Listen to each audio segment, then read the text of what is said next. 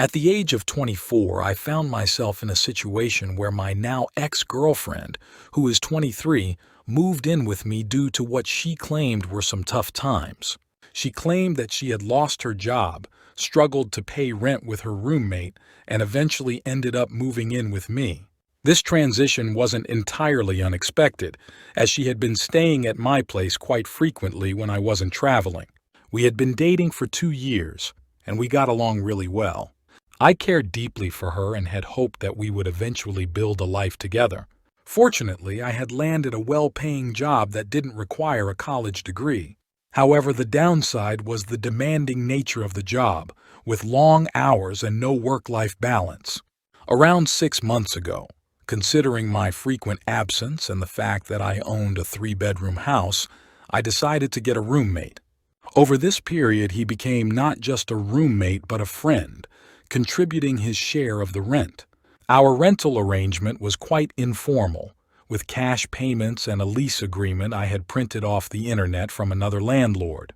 Regrettably, I hadn't conducted a background check on him. I simply interviewed a few people and chose the least creepy guy. At the beginning of this living arrangement, my girlfriend and the roommate were not close. They wouldn't engage in conversation, and she would retreat to her room whenever she was around. About a month ago, my roommate approached me with a request. His high school best friend was coming to town for a 5-day concert, and he asked if I would allow him to couch surf during his stay. Normally, I wouldn't have agreed, considering the no guest policy outlined in the agreement my roommate signed before moving in. However, given his track record as a good roommate, I decided to make an exception.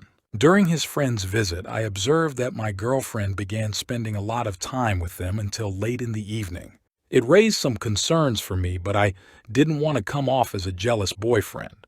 Both my roommate and his friend shared a particular taste in music, which was the reason for the visit. Interestingly, my girlfriend had never been into that genre until the roommate's friend showed up. As the excitement around the concert grew, my girlfriend tried to convince me to shave my hard-earned money so she could attend the event. While I couldn't join them at the concert, realizing how enthusiastic she was about it, I ultimately decided to pay for her ticket to ensure she could experience it with them. As the second day of the concert rolled around, my initial enthusiasm for sending my girlfriend to the event started to wane. She was out all night with my roommate and his friend, and I began to feel a sense of regret.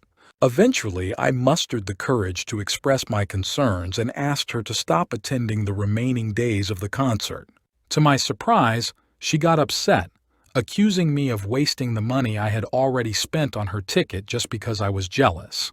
I tried to explain that it wasn't about jealousy, but rather my worry about how close she was getting to my roommate and his friend. The argument escalated, and she decided not to go to the last 2 days of the concert. She was furious with me, and for several days we shared the same room without exchanging a word. Despite not attending the last 2 days of the concert, she remained at home all day without a job. As everything returned to normal after the concert concluded, I started feeling uneasy about her apparent comfort with not working. I repeatedly asked about her job search, but she insisted she was applying without any success in getting callbacks. I became increasingly disheartened by my girlfriend's lack of ambition and her persistent state of depression, especially after her recent closeness to my roommate's friend during his visit. 2 months ago, I reached a breaking point and decided to check her laptop to verify if she was actively seeking employment. What I discovered was truly shocking. Not only was she not looking for a job, but I also found out that she hadn't been fired. She had voluntarily quit her job. Driven by curiosity, I checked her open Facebook account and stumbled upon text messages that revealed a bizarre love triangle.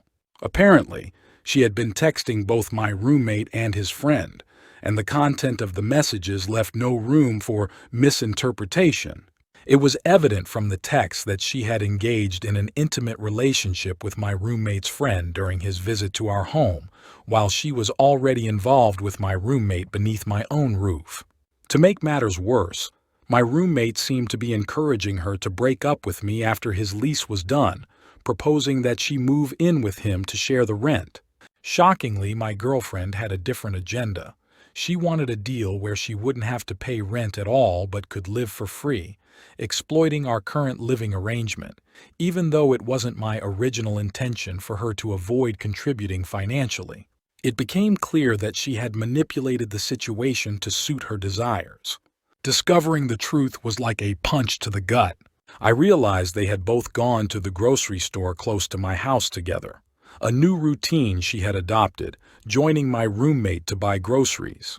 It felt like a betrayal, a profound sense of deception and humiliation. I had allowed my girlfriend to stay in my house without contributing financially, only to discover that she had become a pawn in my roommate and his friends' games. I regretted not fully trusting my instincts when I initially sensed that something wasn't right. In a rush of emotions, I hopped into my car and drove to the store to confront them. I approached her calmly, insisting that we needed to talk, but not until we finished shopping to avoid causing a scene in the store. After about 25 minutes, we headed out, and my roommate went to his car. In a tense conversation, I confronted her about what I had discovered. She seemed shell-shocked, but eventually admitted to everything. As we talked, a painful truth unfolded. This betrayal had been going on even before she moved into my apartment.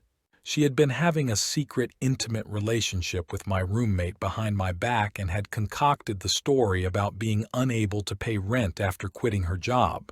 She confessed that she saw my stable life, complete with my own house and a good job, as an opportunity to freeload off me. The shocking revelations continued as my girlfriend admitted that when my roommate's friend came to visit, she was attracted to him. They had engaged in a threesome and she claimed to have feelings for both of them. The truth unfolded when confronted with the Facebook messages. Fueled by anger and betrayal, I made a decisive decision. I told both of them to get out of my house. My roommate, however, refused, citing that he had paid the rent for the month. Frustrated and determined to reclaim my space, I threatened him, making it clear that if he didn't leave voluntarily, I would take necessary measures to ensure he did. I meant every word. In a moment of heated confrontation, I threw my girlfriend's belongings outside the house, and she sought refuge with her friends. Despite her apologies and declarations of love, I chose to sever all ties, blocking her on every possible communication platform. The sense of betrayal ran deep, and I needed to distance myself from the toxic situation they had created within the walls of my own home.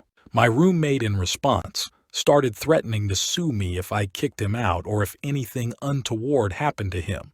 I calmly reminded him that our lease agreement was just a piece of paper I found on the internet, and I never provided him with a receipt for rent payments. Our arrangement was more of a gentleman's agreement, but considering his actions, I questioned whether he could be considered a gentleman at all. I made it clear that any consequences resulting from his stay under my roof would be on him. Fortunately, I didn't have to wait long for resolution. On the same day, he moved out, persistently threatening legal action. Despite his claims, it's been over 2 months now, and I haven't received any notice of a lawsuit. My ex-girlfriend has tried to reach out on social media, but I've blocked her there as well. While my house may now be empty most of the time, I prefer it that way. I work hard, and returning to a drama-free home is worth much more than the extra $500 I could get from having a roommate. The experience has taught me that the peace and solitude of having my own space far outweigh any financial gains from sharing it with others.